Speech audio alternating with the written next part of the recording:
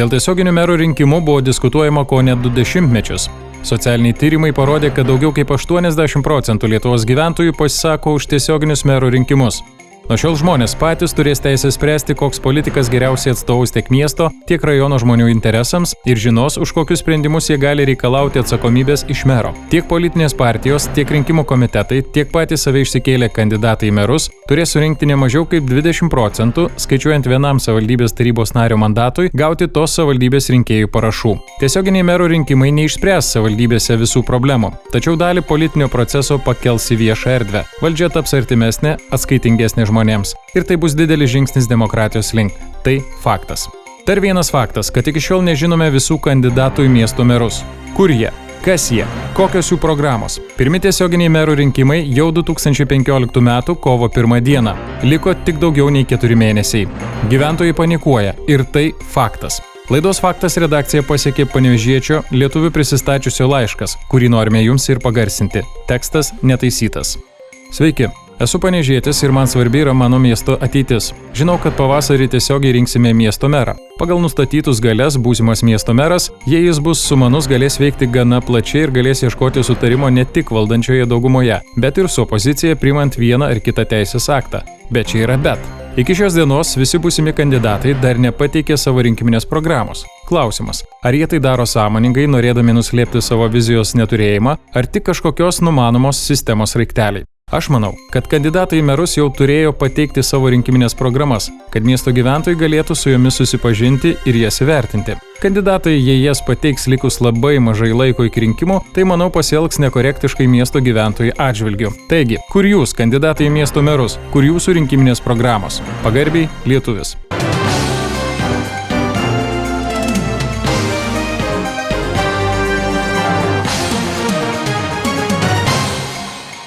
Nelikdama abejingai į panevėžiečių šauksmą, laidos Faktas komanda domėjosi, kokios personos pretenduoja tapti pirmu tiesiogiai išrinktų merų Panevėžyje, kokios nuotaikos prieš rinkimus, kokius pažadus dalins kandidatai rinkėjams.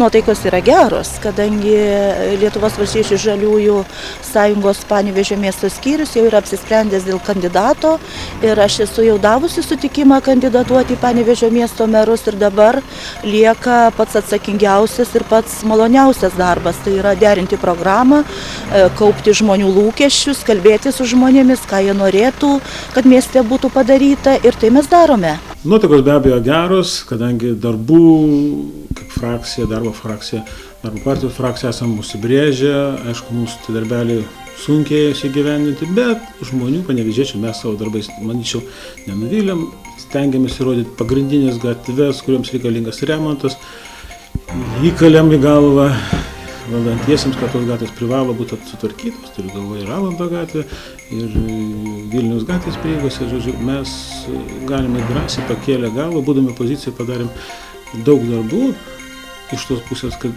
gyventojai matytų. Kovingos, manau, reikėtų sakyti. Šiaip tai mero rinkimai tiesioginiai pirmą kartą jie yra ir aš jau tiek, kiek pasiskaičiau tuos nuostatus, manau, kad pirmas žingsnis yra geras bendruomeniai, kad jie turėtų progą išsirinkti merą. Bet mano galva atvirai, jeigu šnekant, jūs klausėte atvirai ar ne, tai sakyčiau, kad turėtų būti toliau poįstatyminiai aktai arba dar įstatymai įteisindantis didesnės galės merui. Nes dabar pagal šitas galės, meras vienas jis tikrai nieko nepadarys, jis nėra asignavimų valdytojas, o kas moka pinigus, kaip ten sakoma, kas užsako muziką, tas moka pinigus, o jeigu tu neturi tų pinigų, tai kažkaip tai viena pusė yra, kitos nėra. Tai reiškia, mano galva turėtų būti tada meras ir asignavimų valdytojas. Įsivaizduokit, panevėžiečiai išrinko merą ir jis pažadėjo kažką tai ar ne ir sako, dabar vykdyk tos pažadus. O kaip jam vykdyti, jeigu jis nėra asignavimų valdytojas? Jeigu kiti nubalsuoja kitaip ir dar meras turi būti, aš net neįsivaizduoju, kaip gali dirbti meras, jeigu už jo nugaros nėra jo komandos. Jis turi turėti savo komandą dar. Jeigu ten renkamas meras, kažkokie ten žmonės susibūrė ir sąrašą pateikė ir vienas meras iš to sąrašo išrinkamas, ką jam daryti? Aš čia tai bandau interpretuoti ir mąstyti, yra be galo sudėtinga. Be abejo, sunkiai įsivaizduoju, kad viena kažkokia, ar tai partija, ar tai sąrašas būtų didžiausioj daugumoj. Vis tiek reikės po rinkimų kažkokią koaliciją daryti. Nu tai jeigu ta koalicija mero pusėje yra stipri, sakykime, tada vėlgi lengviau dirbti. Tai viskas priklausys iš tikrųjų nuo pačių rinkėjų, kaip jie išrinks, kaip jie matys. O matymas būna gana įvairus. Na, šiaip jau mūsų skyrius ir mūsų partija iš tikrųjų yra tokia partija, kuri dirba nuolat. Ir mums rinkiminis laikotarpis skiriasi tik tai tuo, kad prasideda tam tikri rinkiminiai veiksmai.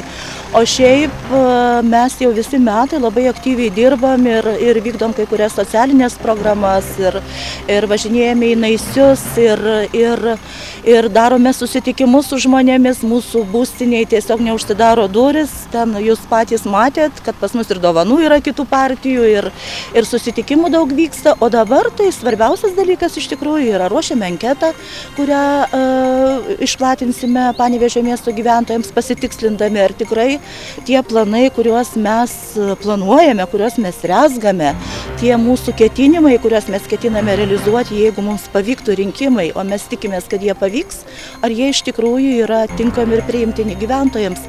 Tuo ir skiriasi mūsų veikla, būtent rinkiminiais veiksmais. Tokių, kad specialiai kažkam tai pasiruoš, kad kažką tai tikinėt, aš manau, žmonės geriausiai žino tai, ką tu esi padaręs, kokie tavo padaryti darbai, žino tave kaip žmogų, kuris mato miestą Panevėžį kitokį, kurį reikėtų keisti. Gal iš esmės čia mes nepermūrysim to centro, bet jį reikia keisti. Mūsų gražią autobusų stotį, vardykim, tikrai ją reikia keisti. Ir aš manau, tai vienas iš pagrindinių darbų, kuriuos tikrai turėtų padaryti ateinantį naują valdžią. Na, mes svarstėm iš tikrųjų ir aš pati svarsčiau, ką reikėtų daryti, bet turbūt priežastys pagrindinės buvo dvi. Pirmoji priežastis ta, jog Panevėžys yra miestas su didžiuliu potencialu ir su didžiuliu ekonominiu potencialu, kultūriniu ir geros nuotaikos potencialu, bet paklauskim miestiečių ar paklauskim Vilniečio, apie Panevėžį vis dėlto pakalbama turbūt su mažesnė geros nuotaikos koncentracija nei derėtų ir aš manau, kad tie 4 metai Panevėžio miesto valdymo buvo nelabai kokie. Iš tikrųjų, tai buvo visiškai viešo valdymo kartelė nuleista labai žemai ir mes esame praradę daug progų, esame sukėlę daugybę konfliktų su miestiečiais, o jeigu miesto nemyli patys miestiečiai, jo nemylės ir kiti.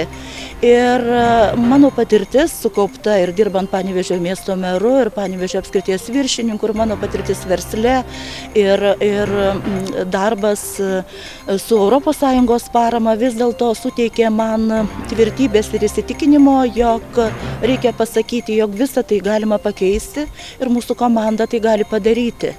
Ir todėl skyriaus pasiūlymą svarstyti apie kandidatavimą aš priėmiau sąmoningai apsisprendusi ir tikrai ir aš pati ir mūsų komanda mes atkakliai eisime į priekį.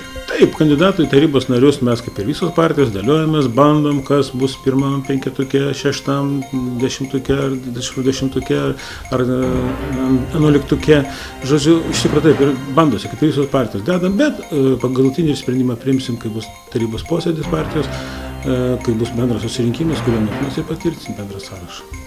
Iš tikrųjų, tai leiskite į šitą klausimą dar neatsakyti, kadangi partijų ir merų rinkiminės programos tai bus vienas iš rinkiminių elementų ir turbūt juos reikėtų jau pradėti sakyti ir viešinti tada, kada bus priimti visi galutiniai sprendimai.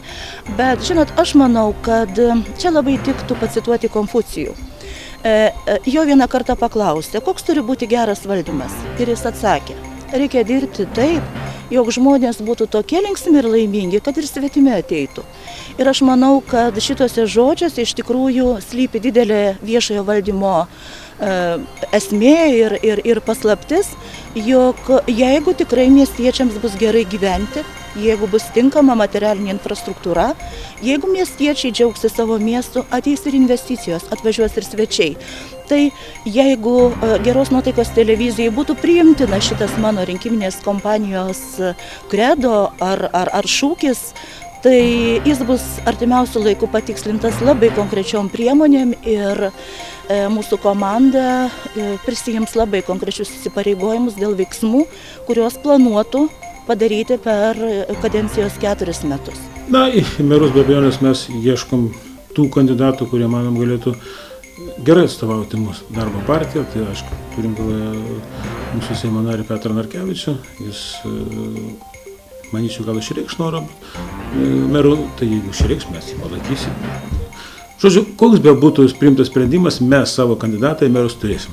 Jeigu žiūrėti pagal praeitų rinkimų, tai didžiausia balsų skaičių yra gavę konservatoriai, ar nesakykime, antri socialdemokratai. Na, iš konservatorių aš dabar nežinau, kas bus meras. Tiesiog nežinau.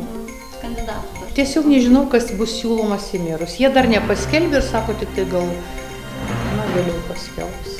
Žinot, dabar mes tuos kandidatus daug jau žinom, kas yra iškelti, tarkim, socialdemokratai iškėlė, partija Tvarka ir Teisingumas, na, galbūt nežinom Seimo nario Povilo Urbšio kandidatų, ten dar kitų kandidatų nežinom, Tėvynės sąjungos konservatorių, bet mano galva, atėjęs žmogus, kas be ateitų vienas be komandos, čia nieko nepadarys. Ir mes galime pastatyti bet ką į tą postą, bet jis turi būti tinkamas vadovas. Iš tų kandidatų, kas yra siūloma dabar, iš tų partijų, kurios turėtų ateiti, kurie siūlomi bus kandidatai, asmeniškai aš nematau vadovas.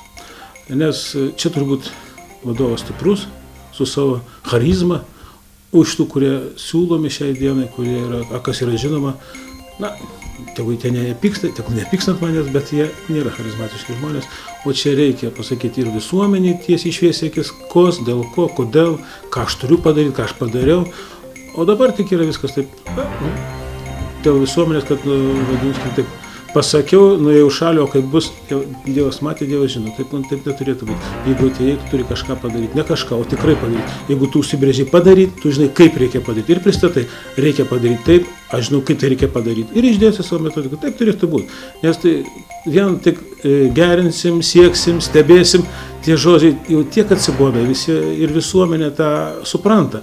Ir aš manyčiau, kad žmonės turėtų nuo tokių žodžių atsibaidyti. Negalime visą gyvenimą siekti ir siekti. Galų galiai reikia pradėti gyventi, reikia kažką daryti. Aš manyčiau.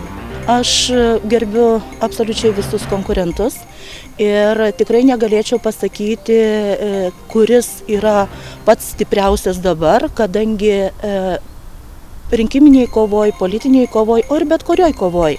Kartais nulėmė ne tik tai profesionalumas, ne tik tai atkaklumas, bet ir sėkmė. Ir sunku pasakyti, ką šita išdykusi sėkmė planuoja šį kartą lydėti, bet užtikrinu jūs ir užtikrinu kolegas, jog mūsų rinkiminė kova bus visiškai garbinga, ji bus visiškai atvira ir, kaip jau minėjau, mūsų rinkiminė programa bus labai konkreti, mes pateiksime labai konkrečius siūlymus ir jeigu žmonės nutars, kad ta programa tinka ir jie nori tai matyti mieste, tai mes tai tikrai padarysime.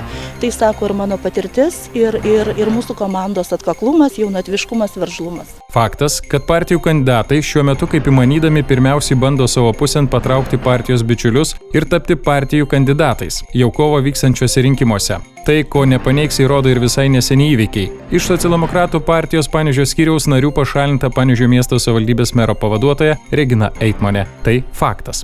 Laida Faktas jau kelintą savaitę domisi kandidatais į Panevėžio miesto merus. Galbūt Seimo narys Eligijus Masiulis, pats Lietuvos liberalų sąjūdžio pirmininkas, atskleis, kokį kandidatą pasiūlys jų partija panevėžiečiams.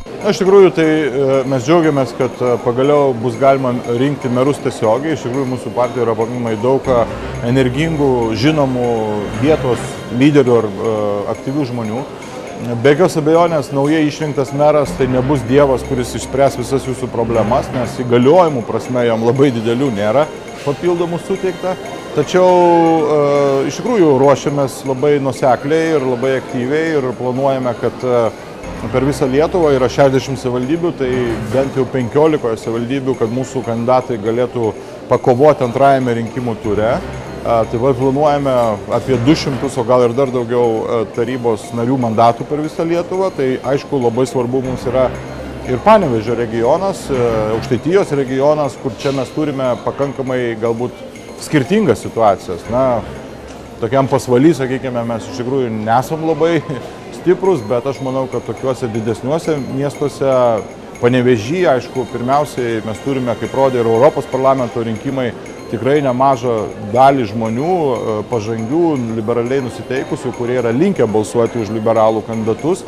Tai svarbu yra iš tikrųjų parinkti tinkamą, nepriekaištingos reputacijos, turinti gebėjimų lyderį, kuris neatstumtų žmonių, o pritrauktų tos žmonės. Tai šiuo atveju, na, artimiausius, sakykime taip, mėnesį, matyt, reiškia, įvardinsime tos pagrindinius žmonės, kai kurie jau yra kaip ir aiškus. Anykščių mero posto sieks ilgametis Lietuvos policijos komisaro pavaduotojas ponas Kęstutis Tubis. Toj pačioj, sakykime, Utenoj mes turime Marių Kaukėną, tarybos narį. Čia Panevėžy diskutuojam, bet realu labai, kad Zita Kukuraitienė skyriaus pirmininkė bus kandidatė į merus. Tai, žodžiu, visur, kaip sakoma, stengsimės visose 60 savivaldybių turėti savo kandidatus, turėti savo kandidatus į merus ir sąrašus. Ir, aišku, siekti, kaip sakoma, kuo didesnio rinkėjų pasitikėjimo. Faktas, kad laidai Faktas ne visos partijos atvėrė savo širdį ir papasakojo apie artėjančius tiesioginius mero rinkimus bei pristatė savo kandidatus. Bet tam ir yra Gerų naujienų televizijos laida, kuri jums ir toliau sieks visiškai nemokamai pristatyti visus pretendentus į svarbiausią miestelėnams postą. Kitą savaitę pateiksime naujų faktų apie pasiruošimą 2015 metais kovo 1 dieną vyksiančius rinkimus.